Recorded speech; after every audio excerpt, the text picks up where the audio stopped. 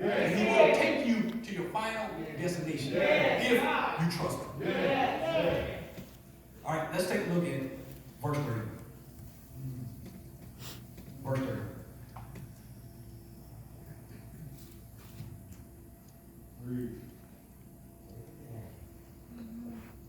Verse 31.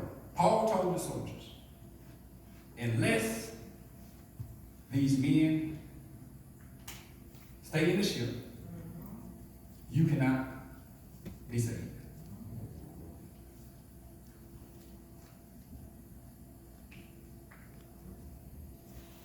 See, these sailors on the ship thought that they were nickel slick.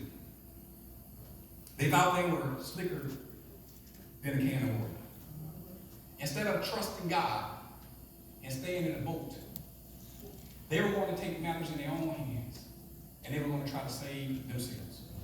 And Paul, knowing this, went to the soldiers and said, look, if you do this, if you allow these men to jump ship, not only will you lose your lives, but they're going to lose their lives also.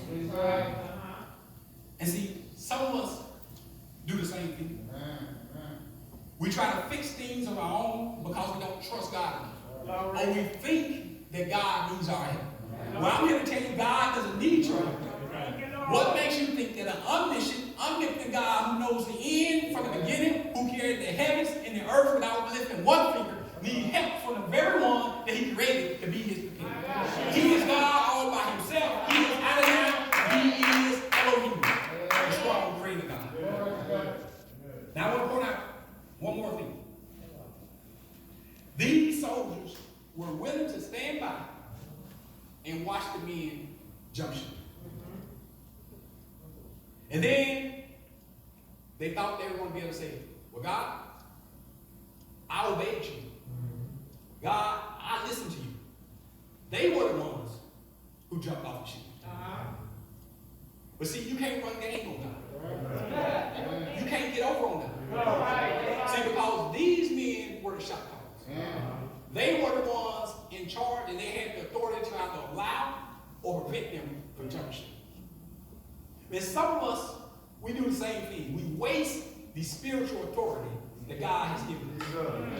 Instead of taking responsibility for our own action, we want to blame someone else. Instead of using our spiritual influence to impact the kingdom for the goodness sake, we sit back and watch our friends day after day dishonor and disobey God. Then we think we're going to be able to say, it wasn't us. Yes, it was you. Yes, it was me. It's time to take a stand for Christ. If everybody else is coming out of the closet, you might as well come out too. It is time to stop being secret agents and start standing up and be a verbal, visible follower of the God Most High. Amen. In the midst of the storm, trust that God has a destination for you. Because he's really and truly trying to take you somewhere. Don't be like these men and say to yourself, well, God has got to be close enough. I can take it the rest of the way on my own. Because what you're really saying is, God, I don't need you anymore. See, these men started to measure how close they were to the shore. That's what verse 29 of Acts 27 says. They started to measure how close they were to the shore. And when they thought they had got close enough, they was about to bend the ship and abandon God. It wasn't simply an act of defiance. It was a matter of trusting God and believing in his promise, because Paul had already told them not one life would be lost. But some of us, we want to use God until we think we got close enough. Until we think that we have arrived. Until we get the nice house, the nice car, the nice clothes, and our kids are taken care of. And then we want to jump ship. And God warned the Israelites this very thing in Deuteronomy chapter 6, verses 10 through 12. He says, when I bring you to this place that I promised to your fathers, and I give you cities that you did not build, houses that you did not build, vineyards that you did not plant, and wells that you did not dig, and you eat and are satisfied, be careful that you do not forget the Lord your God. See, we must be careful to exhort the name of the Lord and thank him for his many, many blessings. We must be careful to say, God,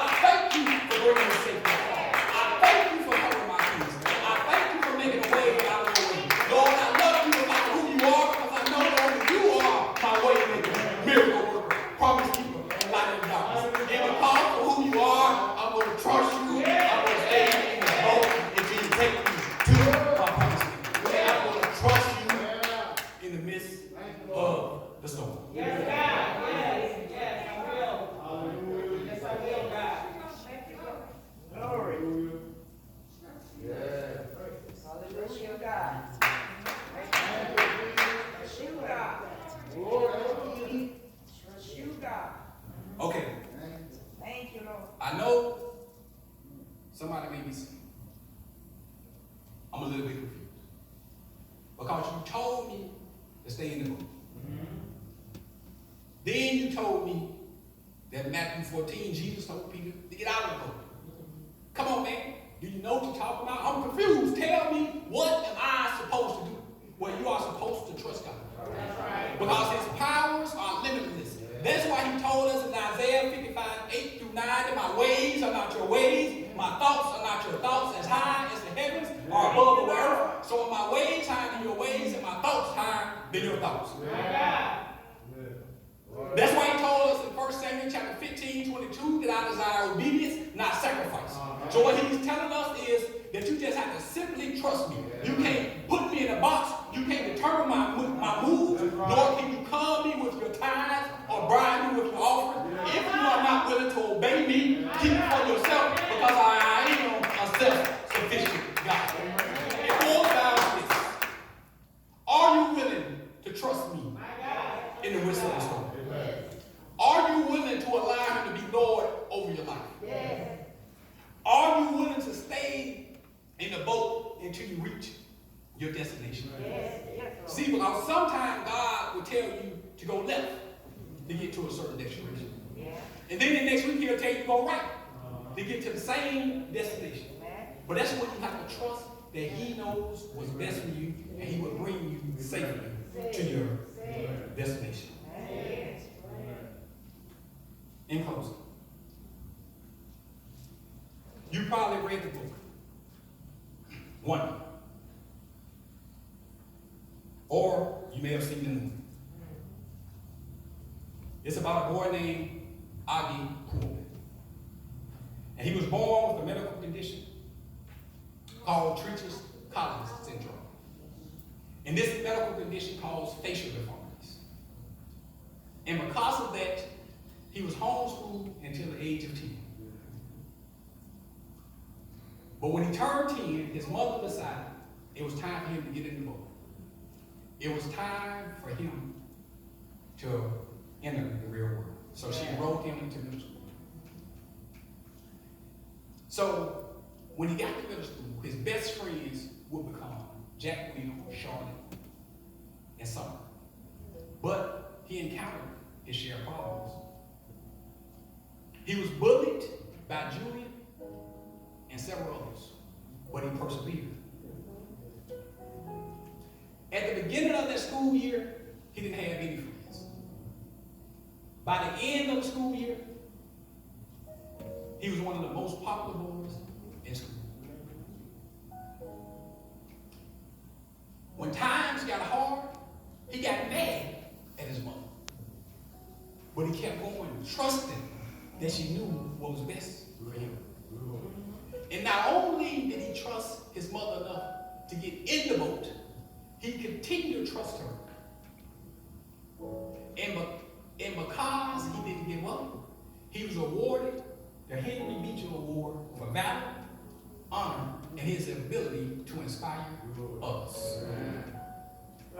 He's awarded for staying in the boat. Now what about you?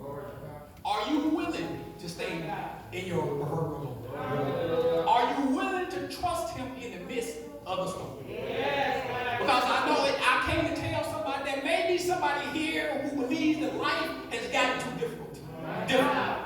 And they want to commit suicide, but I came to tell you to stay in the boat. Don't you give up, because God hears your cry. There may be somebody here that's in a difficult marriage and they want to walk away, but stay. Don't you give up. Don't you get out of that boat, because God is a mender of broken hearts. There may be somebody here that's in a chaotic household and they want to walk away, but I came to tell you, don't you give up. Don't you get out that boat, because God has a peaceful home for you. There may be somebody here who's dealing with the untimely loss of a child. And I can tell you, Bishop Whitaker can tell you, that God is still able, so don't you give up. Don't you get out of that boat, because he will see you through. There may be somebody here who has a rebellious and wayward child, and they say, I'm tired of praying, trying, and crying. Don't you give up. Don't you get out of that boat, because Psalm 37:25 says that he's never seen the righteous forsaken, nor the seed begging bread. There may be somebody here who's bound by worry and anxiety because their finances are starting to look funny. But I came to tell you, don't you give up. Don't you get out of that boat, because Philippians 4:19 says, my God shall supply all your needs. That means somebody here says, look, I've been praying and praying, waiting for my breakthrough. I'm tired of waiting on God. Don't you give up. Don't you get out of that boat. Don't you give up on God, because God said he will bring you through to the other side. You must believe and you must say, like Paul said in verse 35, I believe God that it will be just as